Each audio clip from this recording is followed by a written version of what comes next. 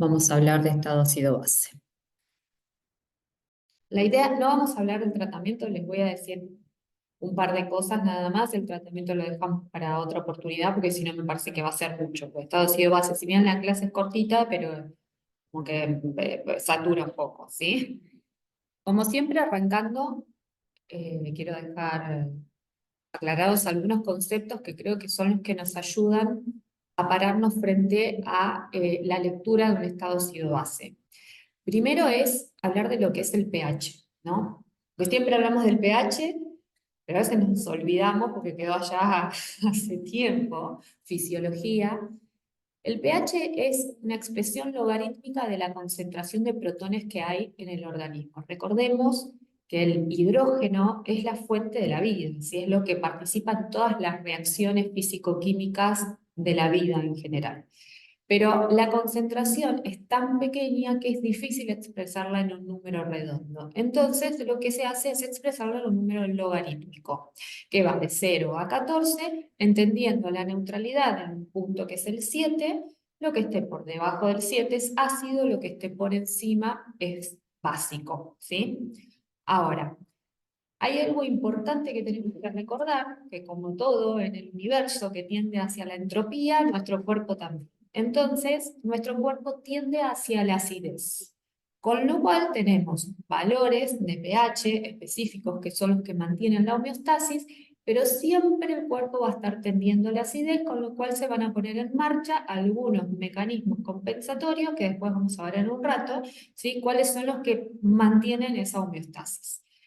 El pH depende de qué fluido o que estemos evaluando, ¿sí? Pues, o sea, el pH se utiliza en un montón de cosas, pero concretamente a nosotros lo que nos interesa desde la medicina son los fluidos. No es lo mismo el pH de lo que es la sangre, digamos el compartimiento extracelular, que sabemos que el pH normal es de 7,40 más menos 0,05, o sea, 7,35 a 7,45, que por ejemplo el pH de la orina, que todos sabemos que es un pH que tiende a la acidez, entre 4 y 6, ¿sí? Lo mismo incluso el pH intracelular. El pH intracelular para mantener la homeostasis es de entre 6,4 a 7,4, o sea, va variando de acuerdo a lo que vayamos a analizar. Nosotros nos vamos a centrar, por supuesto, en el líquido extracelular, porque cuando sacamos sangre queremos saber ¿sí? En qué nos encontramos, en qué parámetros nos encontramos, ¿sí? Pero bueno, para tener en cuenta eso. Lo otro importante es definir qué es un ácido y qué es una base. Los ácidos son cualquier sustancia que tiene la capacidad de aportar protones, ceder los protones en una reacción físico-química, ¿sí? Mientras que las bases son las sustancias que tienen la capacidad de incorporar los protones. Y eso es lo que mantiene la electroneutralidad, ¿sí? Y la neutralidad en el pH. Punto aparte, aunque a veces hablamos de lo mismo, álcali es otra cosa, parecido a la base, pero no es exactamente lo mismo, porque los álcalis es una molécula que está formada por una combinación de metales que son básicos, ¿sí? Que tienen la capacidad de ser una base muy fuerte, que lo que hace es atraer más bases, ¿sí? O sea, es como una super base, por decirlo de alguna manera, ¿sí? Es una sustancia más compleja. Entonces, vamos a definir la acidemia. En un ácido es un pH inferior a 7,35, mientras que la alcalemia va a ser un pH superior a 7,45. ¿Sí?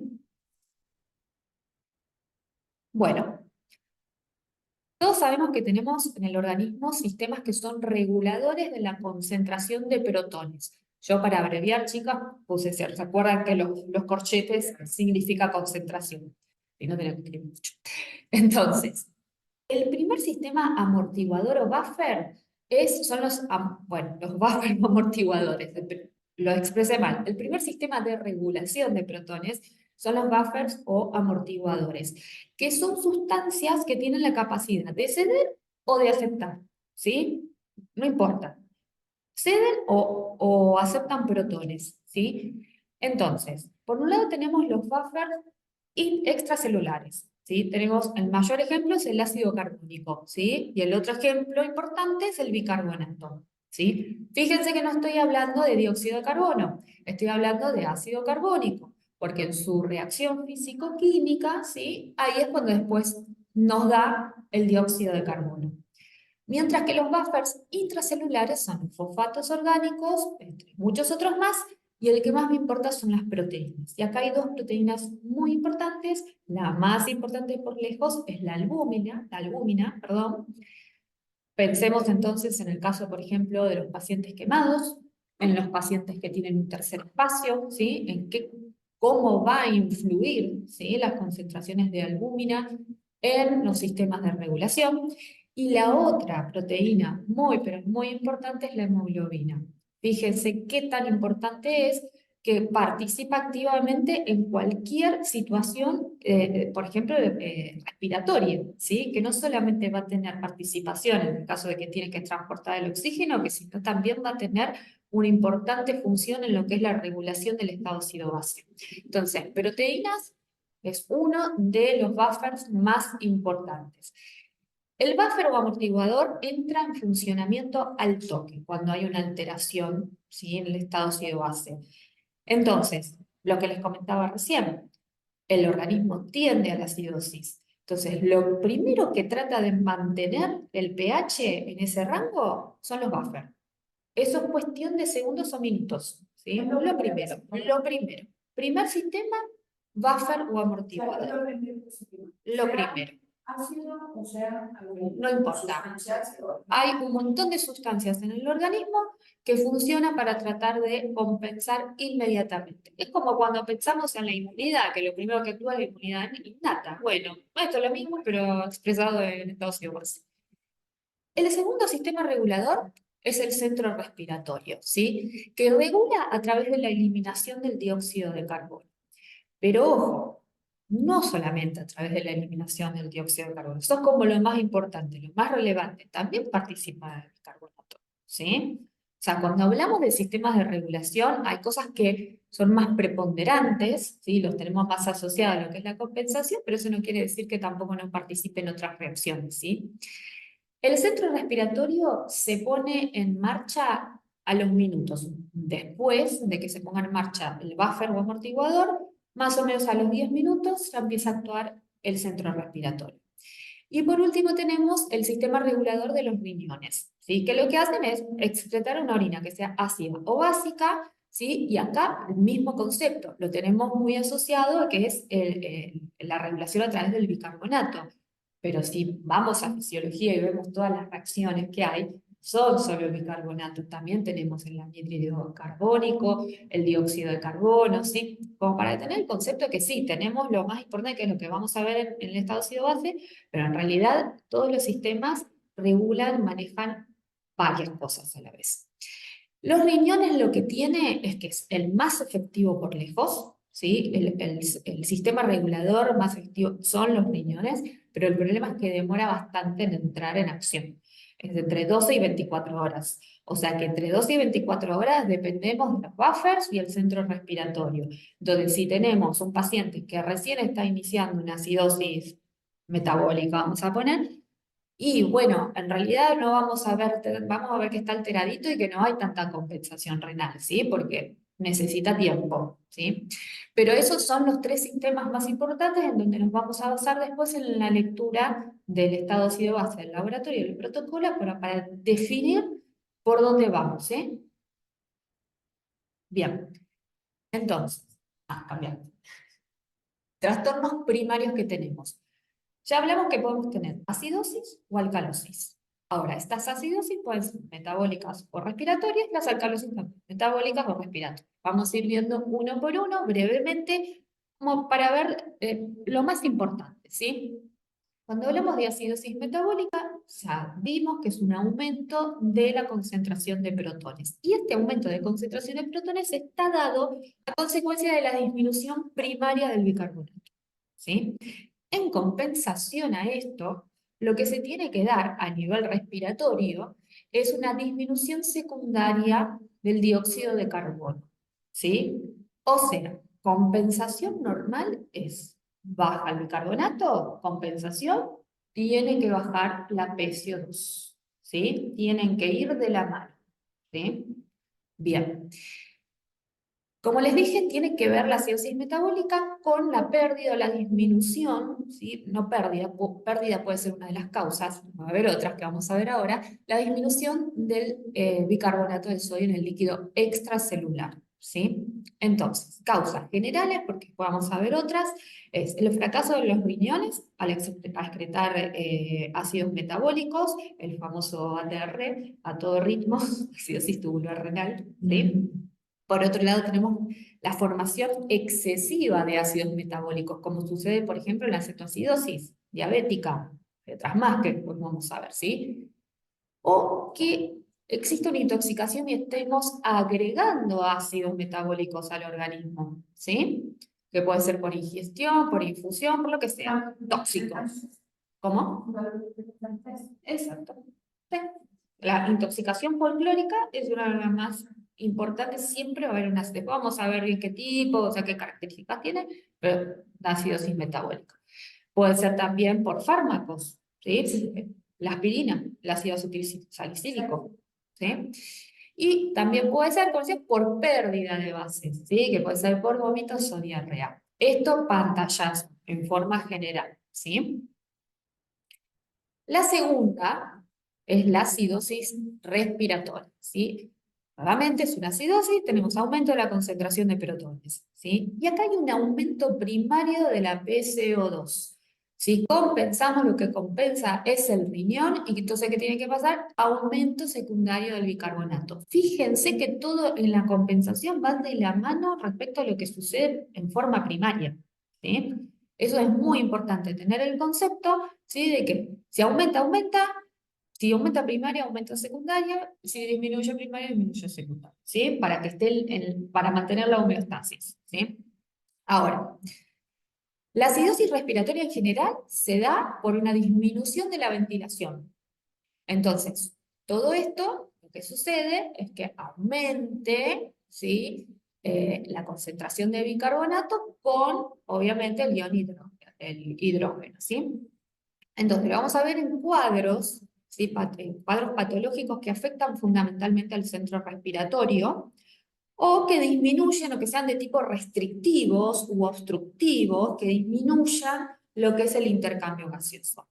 Primer punto, obviamente, si tenemos lesiones en el bulbo raquídeo, obviamente va a afectar el centro regulador de lo que es la respiración, así que lógicamente vamos a tener un impacto en lo que es el tipo de respiración, vamos a tener una hipopnea.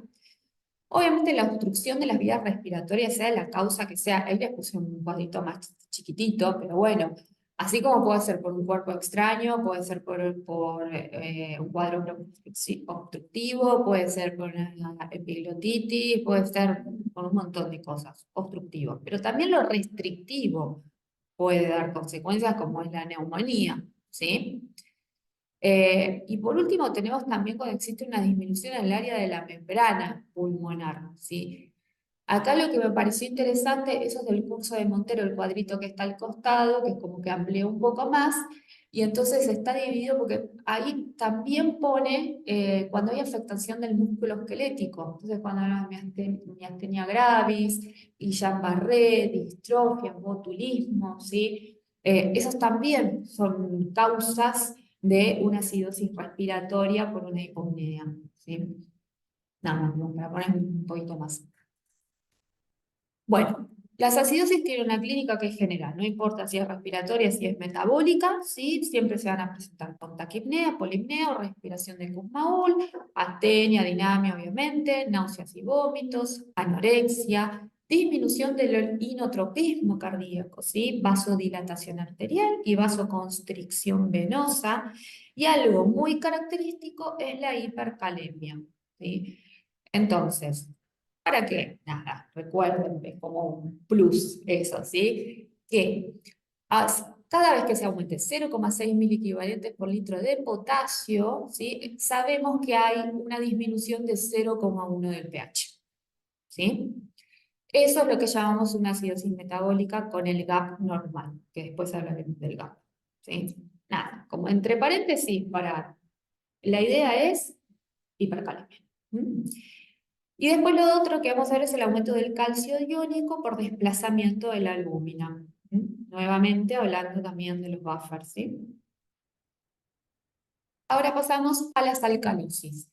Y vamos a arrancar con la metabólica. Si hablamos de alcalosis, entonces la disminución de la concentración de los protones. En el caso de la metabólica se da como un aumento primario de la concentración de bicarbonato. Y en consecuencia, el centro respiratorio va a tratar de compensar aumentando la PCO2, ¿sí? Las causas, ¿sí? Pueden ser por uso de diuréticos, por un exceso de aldosterona, por la presencia de vómitos, por la ingestión de fármacos que sean alcalinos, ¿sí? Acá lo que existe es un aumento de la concentración del bicarbonato a nivel extracelular, ¿sí?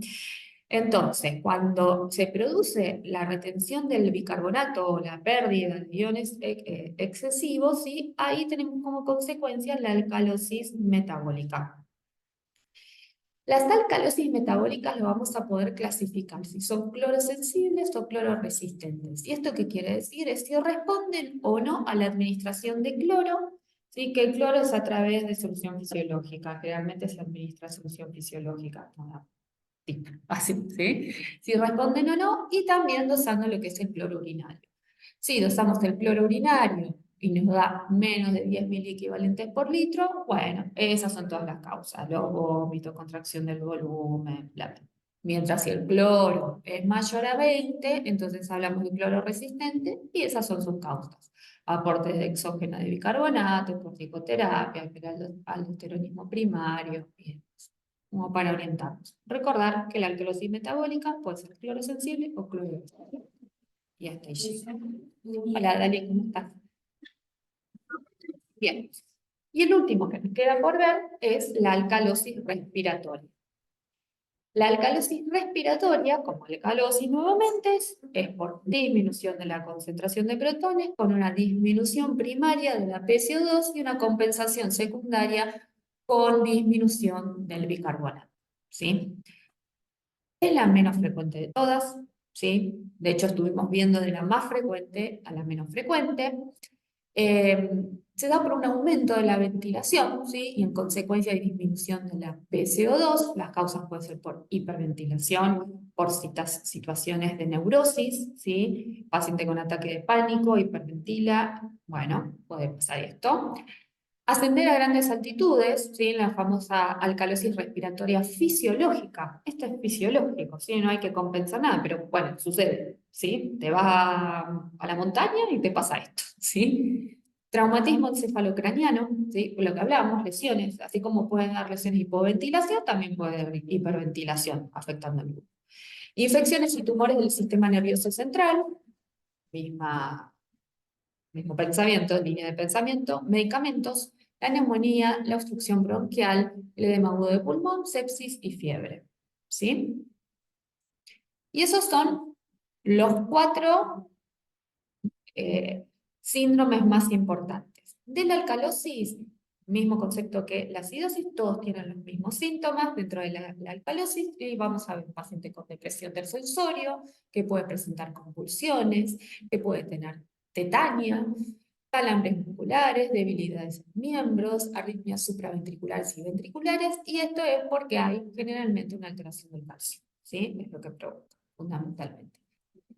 Como dice el cuadrito de arriba, la verdad es que la sintomatología no es específica en estos cuadros, es el más difícil de diferenciar o de diagnosticar, pero acá lo más importante es el tema que es el riesgo de las arritmias cardíacas, ¿sí? Un pH muy alto, más de 7.6, estamos en un compromiso bastante severo con respecto a lo que es la contracción miocárdica y bueno, todas las arritmias que se pueden dar en consecuencia. Bien, vamos a arrancar entonces con los valores normales, ¿sí? Tenemos que primero incorporar cuáles son los valores que vamos a buscar dentro de lo que es la normalidad, la homeostasis, ¿sí? Para después ver qué pasa con nuestro protocolo del estado base que vamos a analizar. Entonces, tenemos que saber que no es lo mismo sacar sangre arterial que sangre venosa. Vamos a tener algunas discrepancias en los valores. El pH no es igual. El pH arterial es 740 más menos 0,05, ¿sí? Vamos a decirle 735 a 745, mientras que el venoso es 738 más menos 0,04. La PCO2 arterial va a rondar entre 40 más menos 5, ¿sí? Mientras que la que es venosa, 46 más menos 5. Y el bicarbonato, 24 más menos 2 en el caso del arterial, y un poquito más en el venoso, 26 más menos 2. Ahora, ¿cómo nos damos cuenta? Nosotros tenemos un protocolo. ¿Cómo saber si es arterial o venoso? Nosotros no le sacamos, porque si sacamos nosotros sangre sabemos, ¿no? Por un lado es la saturación, pero también la PO2, ¿sí? Entonces, en el caso de que sea arterial, la PO2 tiene que rondar entre 95 y 100. La venosa es de 25, 28 a 40. La saturación arterial vamos a esperar 97 a 100%, mientras que venoso 62 a 84. Ahora, ¿qué pasa si tenemos un paciente que tiene alguna alteración respiratoria? ¿Sí? O sea, tenemos que tener rangos que sean permisivos, ¿sí? Entonces, esos rangos permisivos son los que nos dicen que la PO2 puede rondar entre 70 y 100, ¿sí? En el caso de que sea arterial. Y si es venosa, entre 29 y 40. Y que la saturación de oxígeno arterial entre 90 y 100. Y si es venosa, entre 35 y 60. Siempre que exista un valor de PO2 venoso, no sabemos si es venoso, un valor menor a 40, siempre vas a saber que es venoso, ¿sí? Eso es lo que te va a definir, ¿sí? Porque no hay ni siquiera, o sea, tratando de ver los valores permisivos, o sea, tampoco te cierra del todo. Exacto. Esos últimos valores que dijiste, los valores permisibles, sí. ¿El paciente cómo dijiste? Y que tengan un trastorno respiratorio, ¿sí? Entonces, nosotros nos sacamos sangre y vamos a leer el protocolo del estado ácido base. Bueno, nos fijamos eso para primero ubicarnos si es sangre arterial o si es sangre venosa. Ahora, les puse acá este nomograma de estado ácido base que me pareció que está muy bueno porque lo que te hace es una comparación de la concentración de bicarbonato versus el pH de la sangre arterial, y dentro de lo que es los valores normales, si se fijan va entre 7,35, 7,45, esto sería normal, y te va poniendo lo que es la PCO2, lo que es el bicarbonato, y va ubicando cuando tenés acidosis respiratoria, cuando tenés alcalosis metabólica, incluso la acidosis respiratoria hace la discrepancia entre crónico y agudo, ¿sí? Y, bueno, alcalosis, todo. Que lo vean, después lo chumé, me pareció interesante como para ubicarnos. Bueno, vamos entonces a lo que más nos importa, que es cómo vamos a analizar el estado ácido base, un protocolo de estado ácido base. Y esto lo tomé de Montero. No es, está casi, digamos, igual en secuencia. Agregué otras cositas que a mí me sirven. Pero básicamente lo primero que tenemos que pensar es preguntarnos si el protocolo tiene coherencia interna, ¿sí? Lo segundo que nos vamos a preguntar, ¿qué trastorno primario es el que detectamos? Lo tercero es preguntarnos si es adecuada la respuesta que tiene, ¿sí? Y después vamos a indagar un poquito más si existe el equilibrio iónico, ¿sí? Que es el anion gap. Y hay un plus que nosotros lo vemos, que eso Montero no lo contempla, pero nosotros lo vemos en los protocolos del OSPI, que es el exceso de base, ¿sí? Vamos a arrancar entonces con la coherencia interna. ¿Qué quiere decir la coherencia interna? Bueno, que por determinada concentración de protones vamos a tener un determinado pH. ¿Sí? Entonces, lo primero que tenemos que ver es si ese protocolo está bien, si tiene coherencia interna. Para eso nos basamos en esta fórmula, que dice que la concentración de protones es 24 multiplicado por la PCO2 y todo eso dividido por el bicarbonato. Eso nos va a dar un valor de concentración de protones, que vamos a la tablita, que es esa, que no es que nos vamos a saber de memoria la tablita, obviamente, y vamos a extrapolar. Entonces, no sé, tenemos 28 de protones, bueno, entonces sabemos que el pH debería estar en 7,55. Como verán, no hay números, por ejemplo, tenemos el salto de 40 a 35, de 35 a 32, bueno, no va viendo si te da un número intermedio para qué lado va, pero te orienta, ¿sí? Entonces, bien, vamos a hacer un ejercicio, ¿sí? Este es un estado ácido base de un paciente con fulanito, ¿sí? Perdón, el verde, el rosa. ¿Qué quieres ponerme? ¿Oso arterial? No, ácido y base, no nos viene para diferenciar. No, no, no, ácido y base. Igual se van a ir dando cuenta que todo lo que pongo de verde es ácido y lo que pongo en rosadito es base.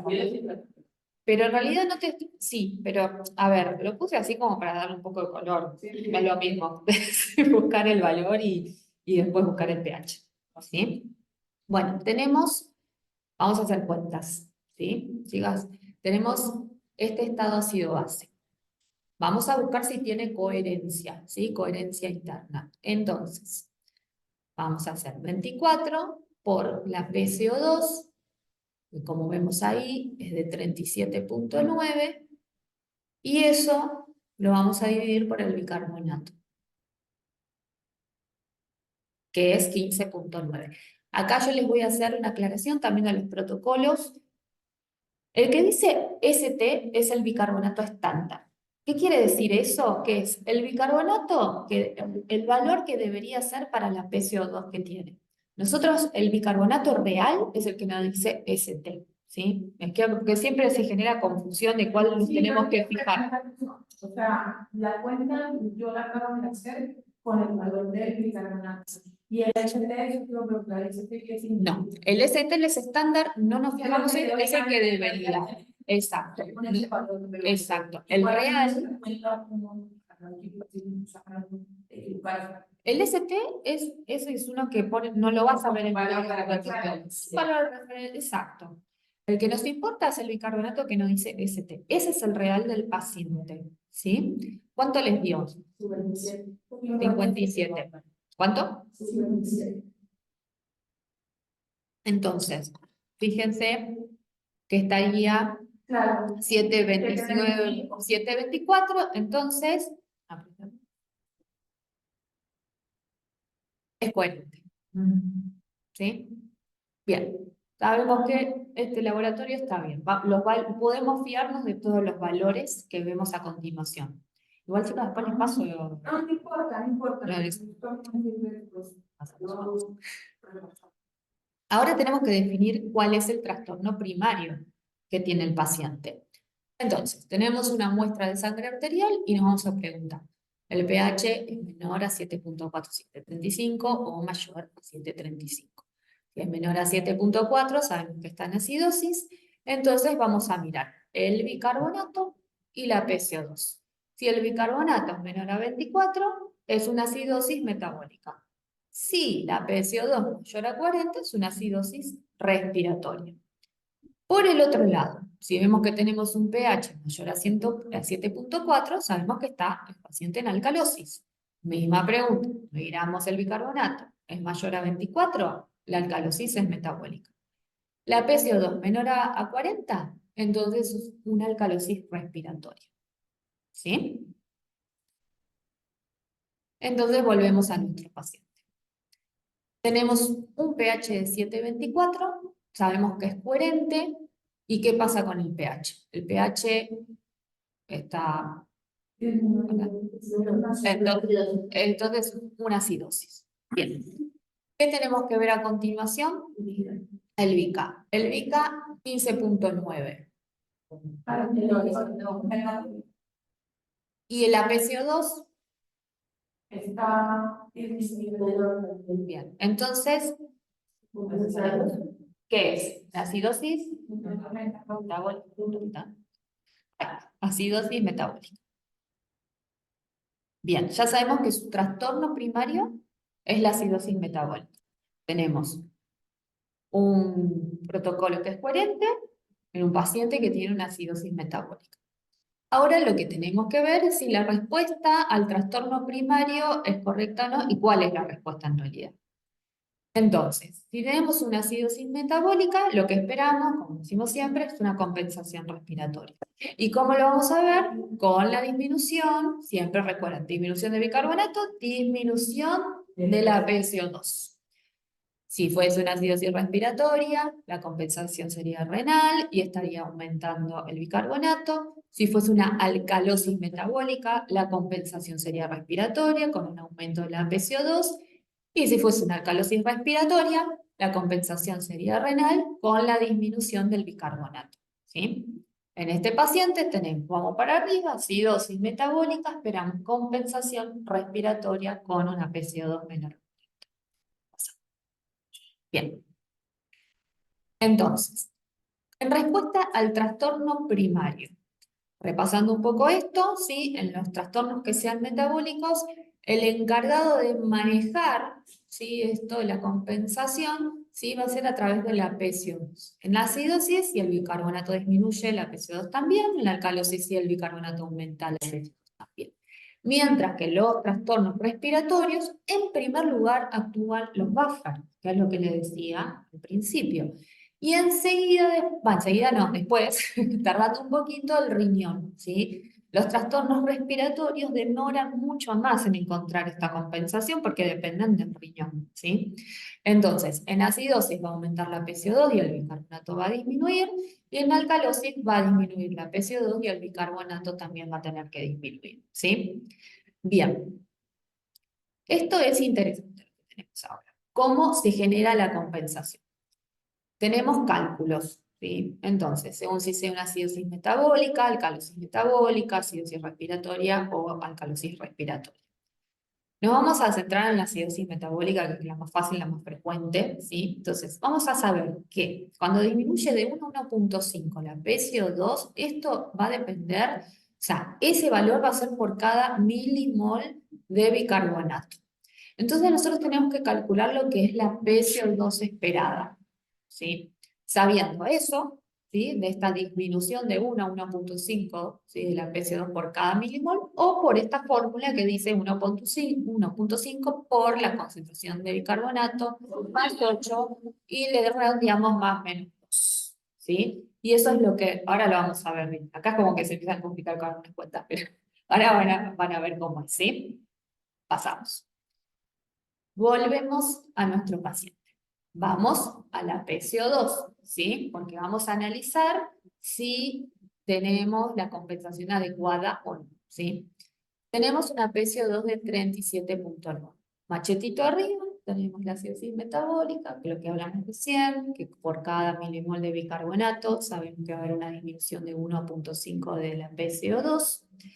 Entonces, primero tenemos que observar el bicarbonato. Sabemos que el valor normal es 24, ¿sí? Pero este paciente tiene un valor de 15.9. Entonces, ¿cuánto se perdió? 8.1 de bicarbonato.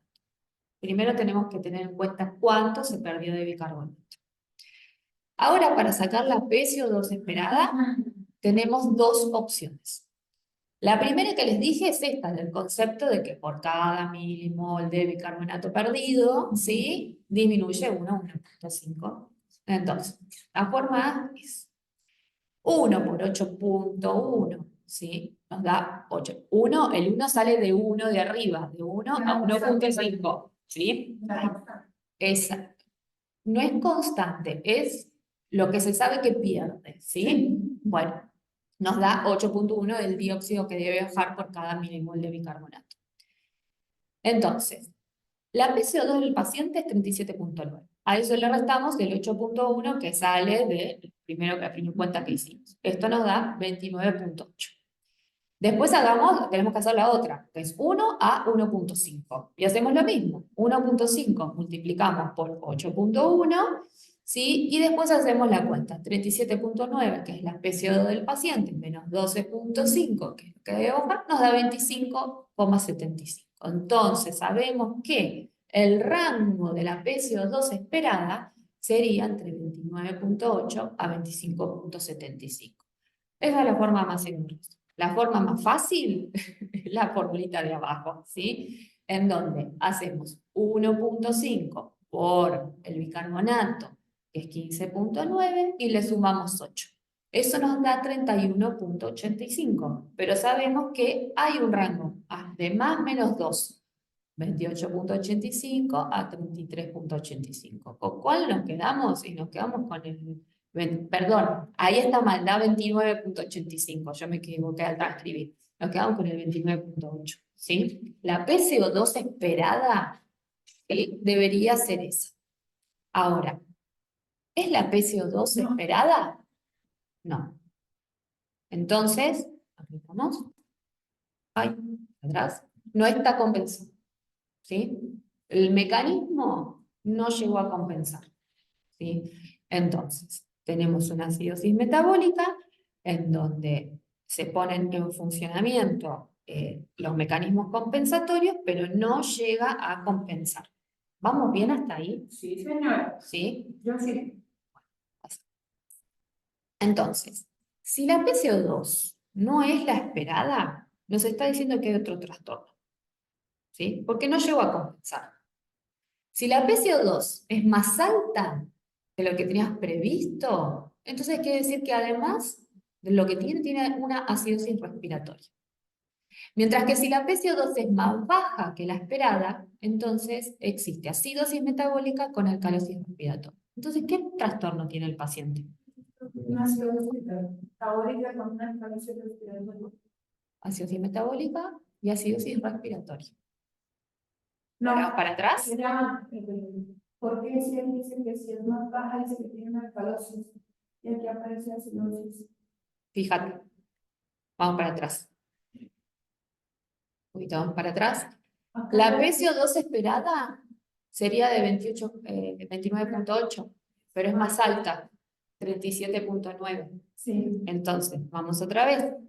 Si la PCO2 es más alta que la prevista, o sea, que la PCO2 Sí, esperada, está en 37,4. exacto. Es una acidosis. Entonces tiene una acidosis metabólica más una acidosis respiratoria. Es un trastorno mixto. Eso es lo que hablamos cuando tenemos dos. No llegan a compensar y tenés algo más.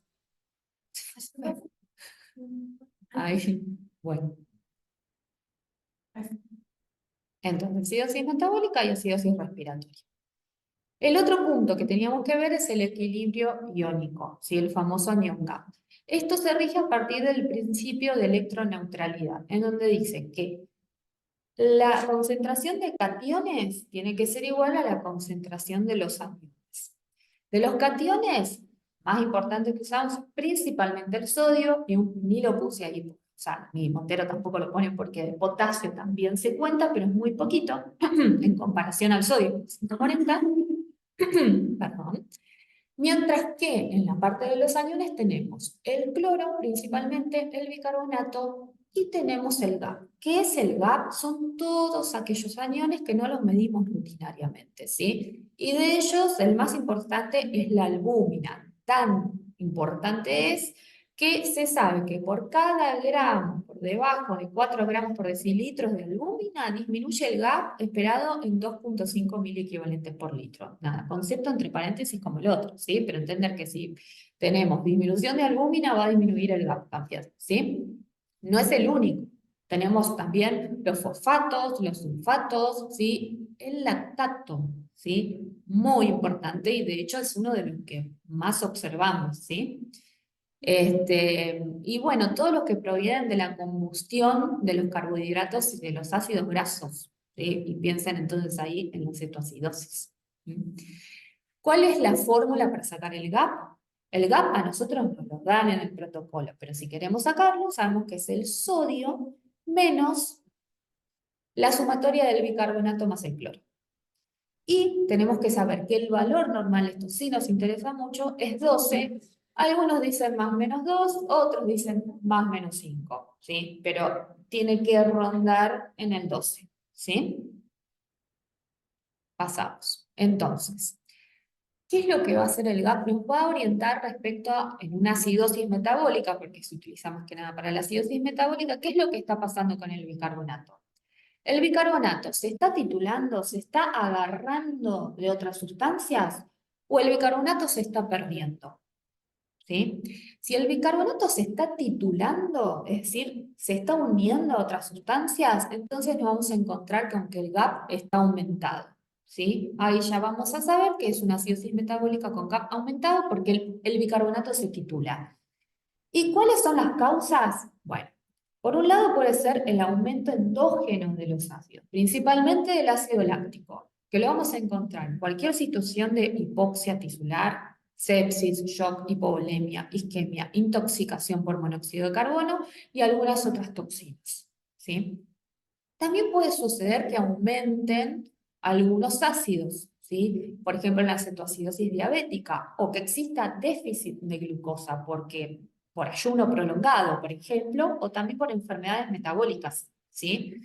Por otro lado, hay enfermedades congénitas del metabolismo de los hidratos de carbono que también van a provocar un aumento endógeno de ácidos, ¿sí? Después tenemos las intoxicaciones. Muchos tóxicos, como sean las intoxicaciones folclóricas o lo que hablábamos, bueno, el ácido acetilsalicílico, los alcoholes, el etílico, el metílico, todos, el metanol, perdón, todos esos también generan aumento, generan aumento, no, bueno, lo que hacen es una acidosis metabólica con un GAP aumentado. Y por último tenemos la disminución en la eliminación de los ácidos en los casos de insuficiencia hepática o principalmente en los casos de insuficiencia renal, ¿sí? Ahora, si el bicarbonato no se titula, sino que se está perdiendo, estamos frente a una acidosis metabólica con un anión GAP que es normal. Y a ese tipo de acidosis metabólica se le llama hiperclorémica. ¿Por qué? Por lo que vimos del cuadrito, ¿sí? Que tenía que ver con la relación entre los aniones y los cationes, ¿sí? ¿Y cuáles son las causas? Bueno, las más frecuentes son las causas gastrointestinales, frente a pacientes con diarrea, los que tengan ileostomía o fístulas o drenajes biliopancreáticos, ¿sí? O aquellos que reciben soluciones con cloruro de calcio o magnesio, ¿sí? Esos pacientes también, bueno, esas son terapias, pero bueno, esos pacientes también pueden presentar una acidosis metabólica con un GAP normal. Otra de las causas es la renal, nuevamente hablamos del ATR, ¿sí? La acidosis tubular renal puede ser por hipoaldosteronismo, por inhibidores de la anhidrasa carbónica, y después también muy importante es tener en cuenta el tercer punto, la expansión de volumen, ¿sí? Sobre todo la expansión del volumen rápido. ¿Sí? Eso puede provocar por dilución del bicarbonato una acidosis metabólica con un GAP normal. De ahí, importantísimo considerar cuando hacemos expansiones, ¿sí? No pasarnos, porque sabemos que nos podemos encontrar con esto. Hay otras situaciones que se van a dar con un GAP aumentado sin que tengamos signos de acidosis metabólica. Bueno, esas se dan cuando hay disminución de los cationes del potasio, del sodio, del calcio, del magnesio, ¿sí? O por el aumento de proteínas séricas, que como les puse ahí, no se observa generalmente en pediatría, o con un falso aumento del sodio, ¿sí? Un error del laboratorio, ¿sí? O sea, esto en realidad no es lo más frecuente. Si vemos que no es un paciente que no tiene una acidosis metabólica y el GAP está aumentado, bueno, planteémonos esas cositas, que son poquitas en realidad, ¿sí? Pasamos entonces. Lo otro que les quería contar es el del exceso de base, que es lo que vemos frecuentemente también, frecuentemente no siempre está expresado en los protocolos de nuestro laboratorio. Por eso lo quise poner. Por más que Montero no habla de eso, me parece que está bueno, porque si no, no sabemos de qué estamos viendo. Básicamente lo que es el exceso de base es la cantidad de base que se necesita, que está cuantificando, ¿sí? La concentración de la base que se necesita para alcanzar, o que se necesitaría para alcanzar un pH de 740, ¿sí? Es un valor estándar que va de -2 a +2, ¿sí? Ese es el valor que debería existir, ¿sí? Para ser normal. Si tenemos un exceso de base que es menor a 2, entonces estamos en acidosis, que ya para esa altura ya definimos si es acidosis o no, pero bueno, ayuda un poco más. Mientras que está por encima de 2, entonces estamos frente a una alcalosis. Hay, por supuesto, una fórmula, o sea, no la vamos a ver, simplemente lo vamos a ver en el protocolo. Lo que tiene es que, bueno, ayuda bastante cuando el bicarbonato, ¿sí? Está bastante normal y no nos termina de cerrar del todo, ¿sí? Entonces nos ayuda como para definir bien la acidosis. Entonces, pasamos. Y volvemos a nuestro paciente. Vamos a ver entonces el bicarbonato, sabemos que tiene 15,9, ¿sí? Nos centramos ahí, vamos a sacar el anión GAP. El GAP es 18, ¿sí? Bueno, bien. Si el gap es 18, ¿cómo está el gap? ¿Está aumentado? Está aumentado. Entonces, sabemos que acá lo que pasa con el bicarbonato es que se está titulando, ¿sí? Estamos frente a una acidosis metabólica con un gap aumentado. ¿Cuáles son las causas? Todas esas que ya. Bien. Tenemos el exceso de base. -10. ¿Cómo está? ¿Está normal? ¿Está en ¿qué le parece? Es una acidosis, exactamente. Entonces, veamos qué tenemos ahí. El láctico. Yo le saqué los valores normales. ¿Pero qué les parece? El láctico está aumentado, si me adelantaste, pero ¿está aumentado o no está aumentado? Está aumentado, ¿sí? No tanto, porque es hasta 20, pero está aumentado. Fíjense que una de las causas, ¿sí? Del gap aumentado en la acidosis metabólica es la acidosis láctica, ¿sí? Entonces, ¿qué es este paciente? Ahora sí, una acidosis metabólica con el gap aumentado más una acidosis respiratoria. Bien, y ahí terminamos la evaluación de ese protocolo. ¿Se entendió? ¿Sí? Bien. Tenemos que tener en cuenta que existen los trastornos mixtos, ¿sí? Que puede que tengamos trastornos metabólicos respiratorios y los dos van hacia la acidosis o los dos van hacia la alcalosis, o puede ser metabólico respiratorio, van hacia diferentes trastornos, o puede ser metabólico, metabólico, metabólico más metabólico, ambos hacia la acidosis con CAP aumentado o más la hiperclorémica, o puede ser hacia diferentes trastornos, acidosis con CAP aumentados y alcalosis metabólica. ¿Sí? No, se van dando mixes, ¿sí? Que eso es lo que muchas veces nos puede llegar a complicar al evaluar un estado ácido-base. Nos puede parecer que por ahí es normal o que es otro. En realidad hay trastornos mixtos que van compensando una cosa u otra, pero en realidad no compensan, sino que es mixto, ¿sí? Bien. Hacemos una más y obviamente pobre pues, pero va así, yo no los voy a ayudar. Tenemos este estado ácido-base. Entonces, vamos a arrancar con el primer puntito, ver si el protocolo tiene coherencia interna. Ustedes me van diciendo, si quieren, vale, yo me encargo de esto, y les voy pasando los machetes, obviamente, porque se van a acordar de las cosas. Vamos a ver si tiene coherencia interna.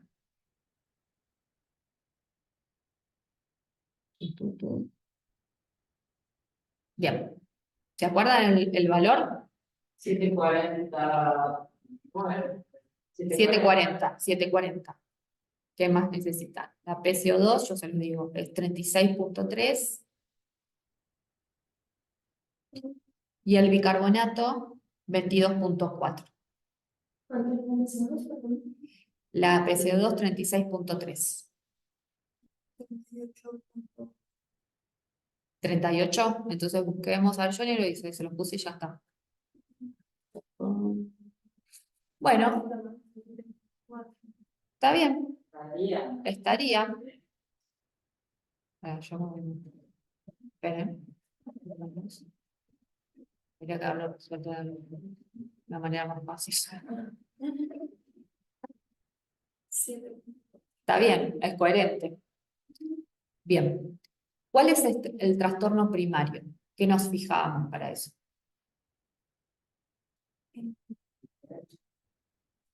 El bicarbonato y la PCO2.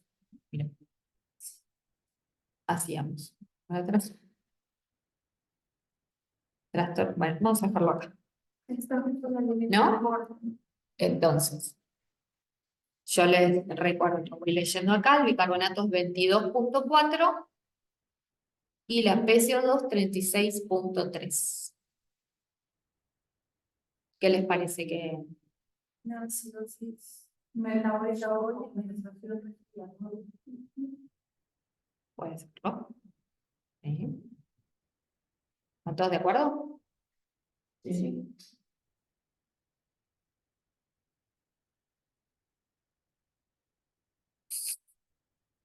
Bien. ¿Es adecuada la respuesta al trastorno primario? Sí, claro. Vamos atrás. Sí. Van a tener que saquen con la fórmula B. ¿Sí? 1.5 por, lo pongo, ahí está. Pero estaba arriba igual. 1.5 por el valor de bicarbonato, que es 22.4, más 8. Y a eso le hacen más menos 2. 41.6. Bien, o sea que está por arriba. 41. 41.6 sin el más menos 2. Y tiene 36.3. ¿Sí? Entonces, es más alta. Más alta Entonces tiene además una acidosis respiratoria. Bien, volvemos. Bien. ¿Tiene equilibrio iónico?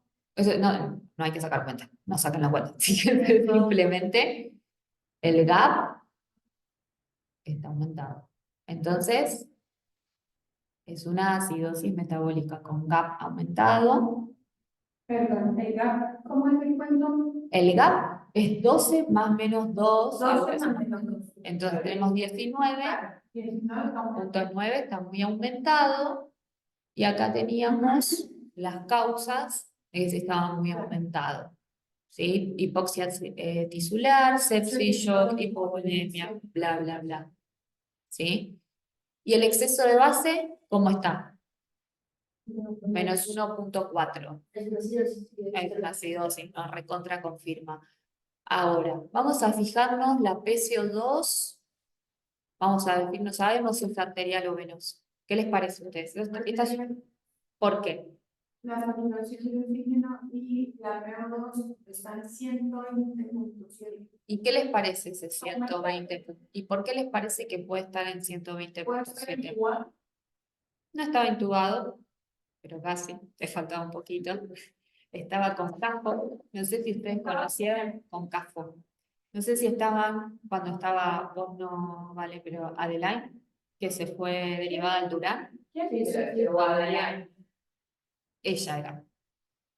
Vos ves eso, le planteábamos al terapista, y decía, no, está bien ese ácido base, porque tiene un 740, pero tiene todo. Y era cuestión de tiempo, o sea, nena se estaba agotando mal, o sea, obviamente llegó y la intubaron, debíamos haberla intubado acá. Bueno, pero dificultades y todo, seguían con la casa. La nena que llegamos lunes. Sí, bueno, esa nena, Que que después 3 meses prestaba enorme, y después la deriva. Exactamente, sí. Es una inmunodeficiencia primaria, tenía, la verdad es que no sabemos si está vivo, tiene un pésimo pronóstico, de las complicaciones. Sí, bueno, después, sí, porque tuvo, al junio.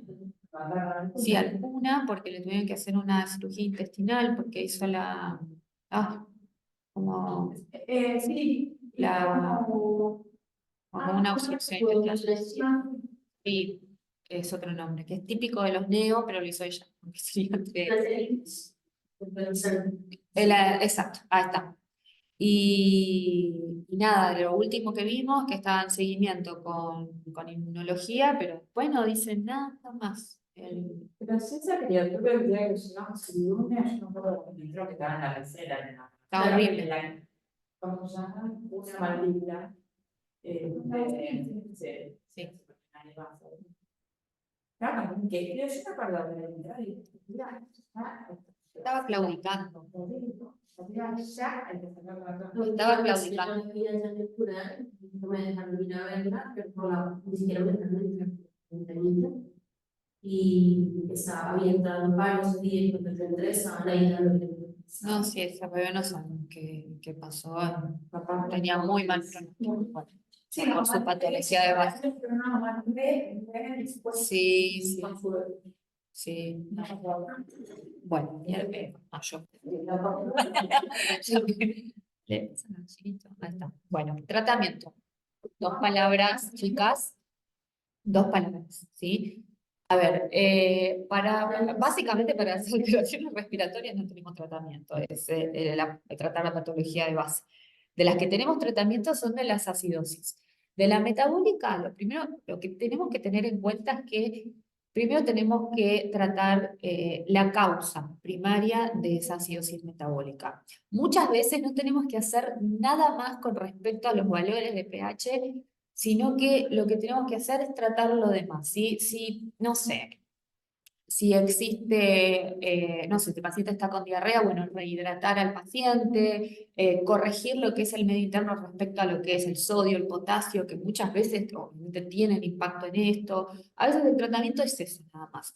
Solo vamos a establecer el tratamiento de hacer la corrección de bicarbonato, sí o sí, a cuando tengamos un valor por debajo de 7,10, ¿sí? O un bicarbonato menor a 10. Ese caso no se discute, ¿sí? Ahora, si tenemos valores entre 7,10 y 7,20, vamos a ver que si la causa es por pérdida de bicarbonato, entonces lo que tenemos que hacer es tratar de mantener el bicarbonato en un valor de 15.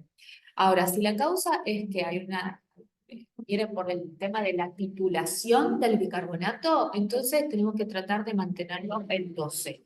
¿Cómo se hace eso? Con correcciones de bicarbonato que pueden ser rápidas o lentas. Y hasta ahí llegamos, pues lo vemos otro día, que son, amerita hacer cuentas y demás y evaluar cómo corregir. Pero para tener a lo grande es eso, o sea, más, o sea, menos de 10 sí o sí corregimos, entre 10 y 20 vemos de acuerdo cuál es la causa, ¿sí? Y a cuánto tenemos que llevar el bicarbonato, más de 20 tenemos que tratar sí o sí la causa. Obviamente, si tenemos 7 10 también tenemos que tratar la causa principal, ¿no? Pero bueno, es para discernir cuándo hacemos correcciones o no de bicarbonato. Y por el otro lado tenemos la acidosis metabólica, que acá lo que tenemos que hacer es reponer cloro, es lo que habíamos visto antes, ¿sí? Que en general la reposición se hace con cloruro de sodio, ¿sí? Al 0,9%, y se hace la reposición de 12 a 24 horas. Eso también amerita hacer cuentas, hay unas formulitas, así que también lo vamos a ver en otra oportunidad como para hacerlo más ejercicio. Me pareció que si metía también además cómo corregir eso iba a ser como demasiado, ¿sí? Pero bueno, eso sería, y acá...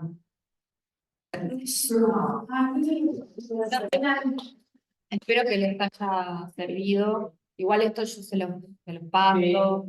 No es, esta es la bibliografía, me pasé obviamente del Guyton de fisiología para hablarles un poquito así por arriba como nada, de la fisiología como para ubicarnos.